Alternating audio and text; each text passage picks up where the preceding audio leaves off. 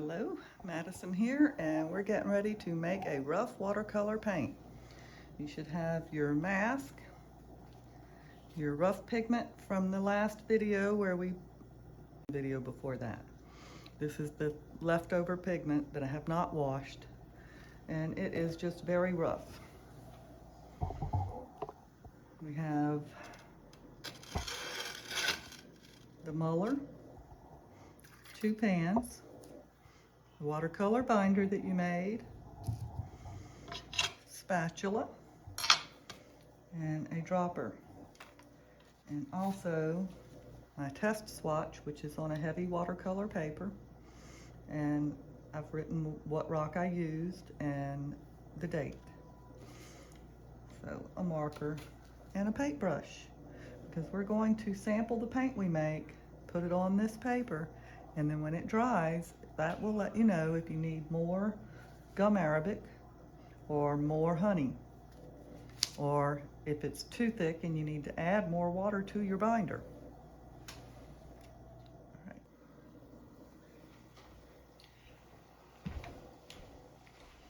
You might also want your earplugs for this because it is very loud, and I use a piece of brown paper underneath my thing here so that it doesn't get mess all over the table. You can clean the mess. I just prefer to keep all of my mess on the paper if I can.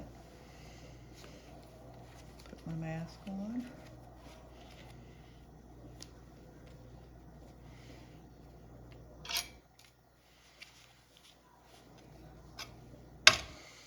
Out of the way. So what you want is a little pile of your pigment, not too much, about that size.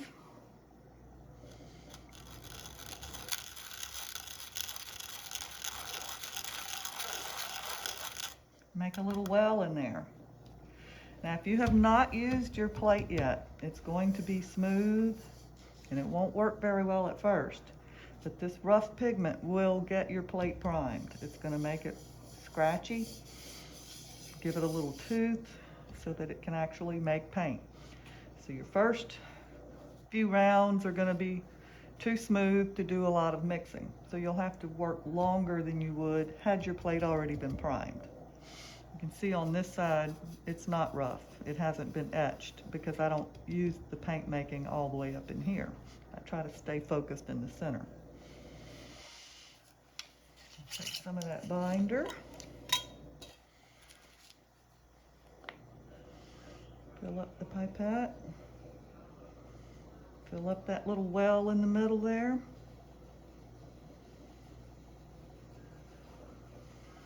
Now you can either let this soak in a little bit by itself, or you can use your spatula to mix it up. Sometimes I'll just leave this in here to soak up. Sometimes I'll just go ahead and mix it up. It just depends on how much time I have.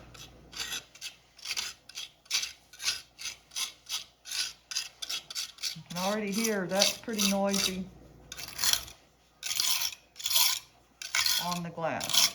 It is literally grinding sand on glass. Now at this point, you don't need your mask. Your pigment is all wet.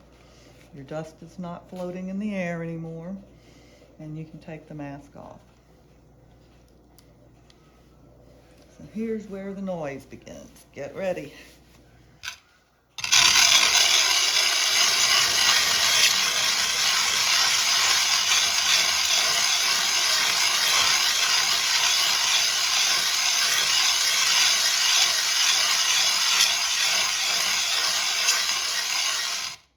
Show you how it sounds if you're on this smooth glass and you haven't etched your plate yet.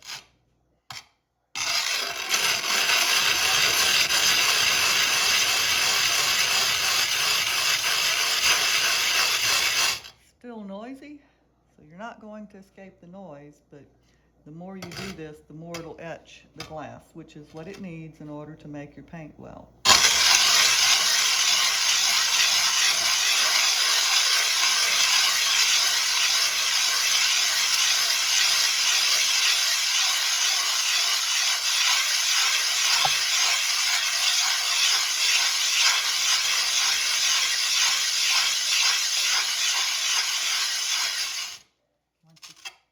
out some.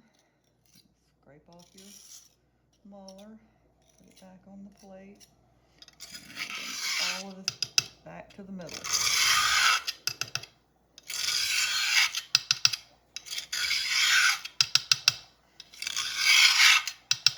The more you do this, the more you mull it, the quieter it's going to get. And when it's quiet, that's usually when it's ready. Some pigments never get fully ground up, especially if it has sand in it. So that's why this is going to be a rough paint, because this does have sand in it. But it will get quieter.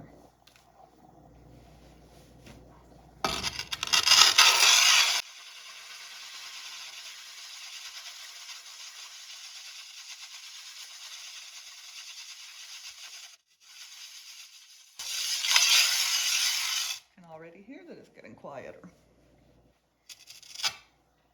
And you can do this mulling for as long as you want. If you've got the stamina to keep it up for hours, you can mull it for hours, and the longer you do it, the better quality your paint will be.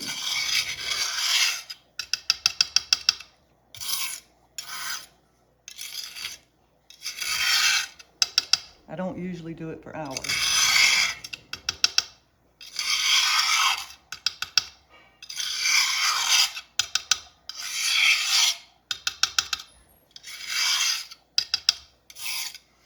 I have had pigments where I needed to take a break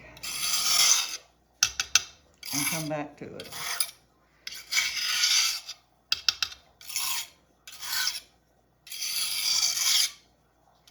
And then I just leave it on the plate if I take a break. You can get little spray bottles so that if it dries out while you're taking your break, you can re-moisten it and start again.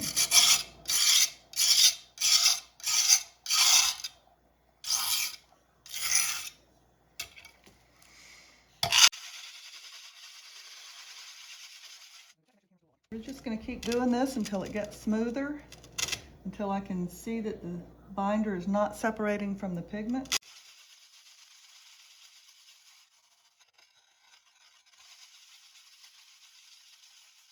What this plate acts as is a mortar and pestle. This is your pestle, it's just a flat one, and this is the mortar, it's just a flat one. So the point is to grind these particles down as much as you can.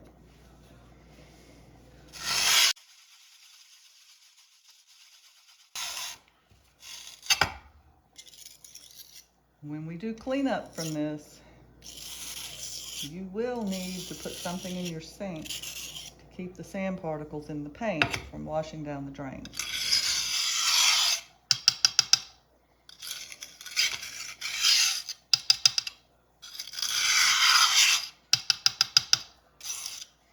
You can see it's getting much more like a paint. It's got better consistency. Binder isn't separating as much.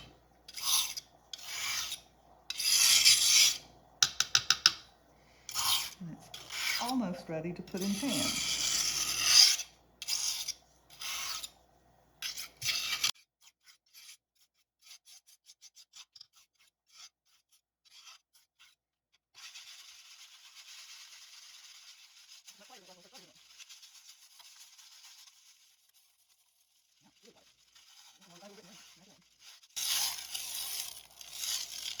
Alright, so I call it ready to put in a pan when it's gotten to this kind of smooth and not so noisy sound.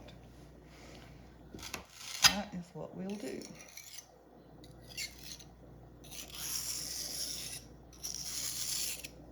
Put it in the pan. I'm only going to make one pan. You can see how much paint, that little bit, we put maybe a teaspoon on the board to begin with, and it's going to make more than one pan of paint, but I'm going to make one, And then I'm going to put the rest in my tiny jar so that I can top it off when it dries.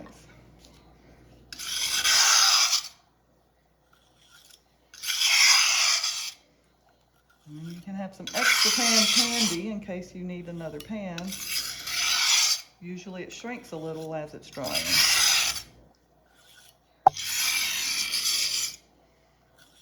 And you don't always need the extra pans. Alright. Leave that in here. We're going to make our swatch. I'm going to go get some water to wet what's on the board to put on my paper.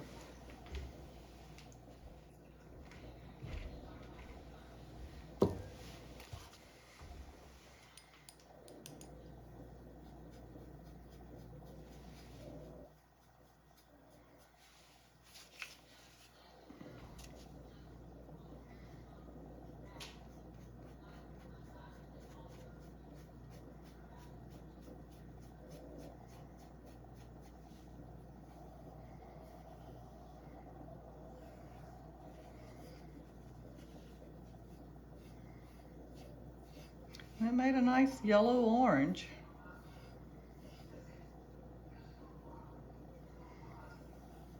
I like to test how dark I can get the color.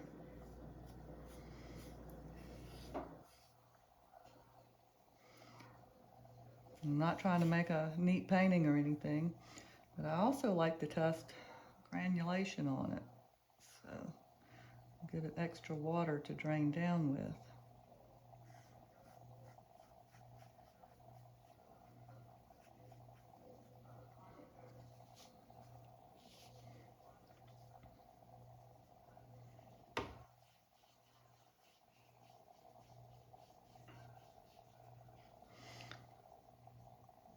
You can see what kind of shades you'll get with a light application and a dark application.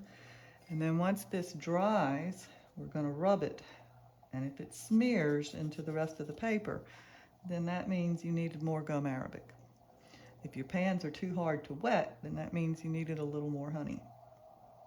If the color is chalky and not a nice rich color like it is right now, that means you needed a little more gum arabic as well. So that's it. We made a rough paint. We've got a pan, and when that dries, we're going to top it off. So I'll be back to top that off when it's dry. Right, so just like they do in the baking shows, when they put the buns into the oven, they turn around and pop out with cooked buns. Well, here's the pan that I made last week, and I had put paint in it, and it's already dry. So it's ready for another layer. This is the wet one. You can see the difference in the colors. So what I'm going to do, I'm going to put this where you can see it. Let's add more paint to the pan from the paint in the tiny jar that I saved. Now save your tiny jars in the refrigerator once you have paint in them.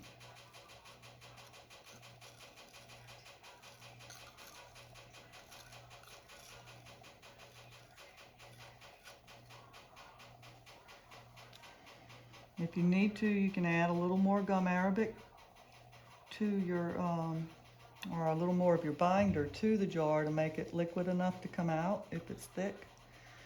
I like it like this. It filled in the corners good enough. And now that one is gonna go back on the tray where it dries. And I'll show you where I put those in just a second. You get to see the messy shelves. It's a magnet strip in there. Don't know if you can see. I have various containers here for making the paint in. Doesn't add much light. Let's see. There's a little light. Now you can see it. That's the fresh one. This is another one of the dried ones from last week. I can top it off too. And that is making a rough watercolor paint. Don't go away yet. I'll show you what it's like to clean these messes up when you've got rock dust that you don't want to go down the sink.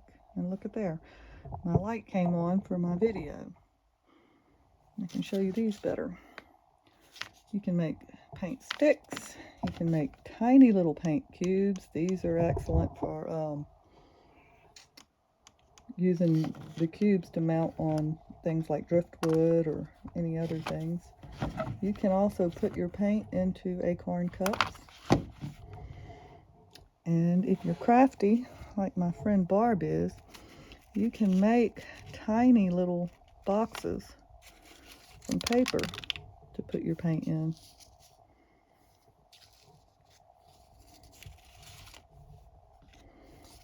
I don't have the patience to make those tiny little boxes, but she made me some and I like them. All right, let's go clean up the mess now. All right, so I've got the plastic pan in the bottom of the sink, and everything I wash needs to go into that plastic pan. And then don't dump the water down the sink, dump it outside. The colored water is not your threat, it's the sand that's going to settle to the bottom of the pan. So if you have too much water in it to carry, you can dump the water off of it, but don't let the sand in the bottom go down your drain. And that's it, and it's basically my washing setup. Some way to make sure the sand isn't going down the drain and everything gets clean. Just plain water cleans it up.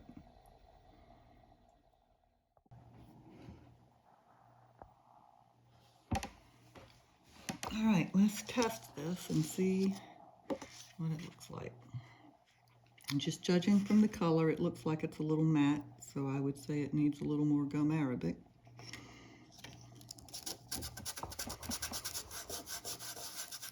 But it's not spreading over into the white, so it's not coming off of the paper. So it's enough to keep it on the paper, but not enough to really show the color that well. This is a paint that would work. When we re-wet the pan, we'll see how well that does. That will take a few days before it's dry. Good enough. I'll come back and do that in a second. All right, let's see. The rough paints are usually harder to wet, but this one seems to wet really easily.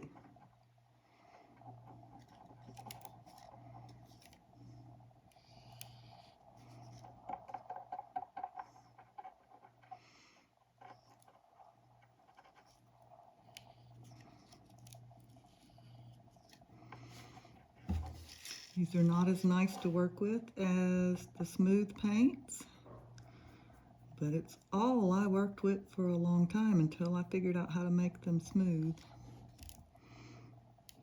So it can be done.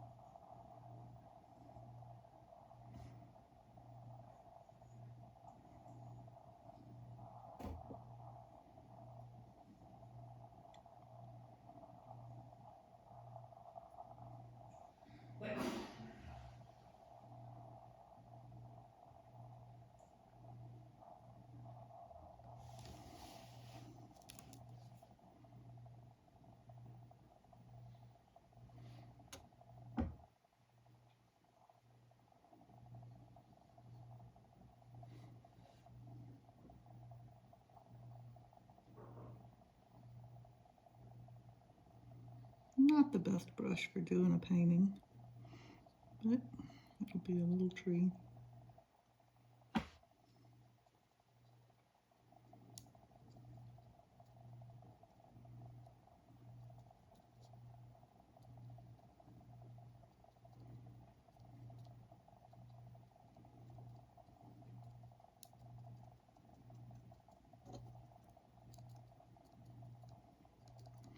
This swatch is not part of the tree, it's just there in the way.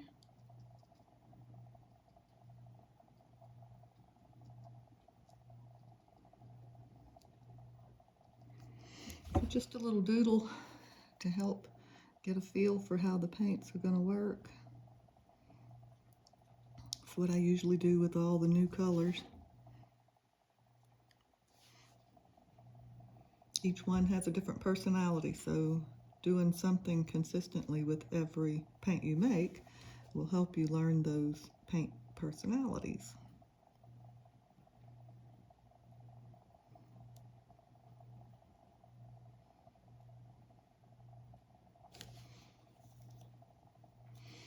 Well, I would say this paint is good enough. If you wanted to try and get that color a little richer, then you will heat your binder back up and add a little more gum arabic and blend it and filter it again.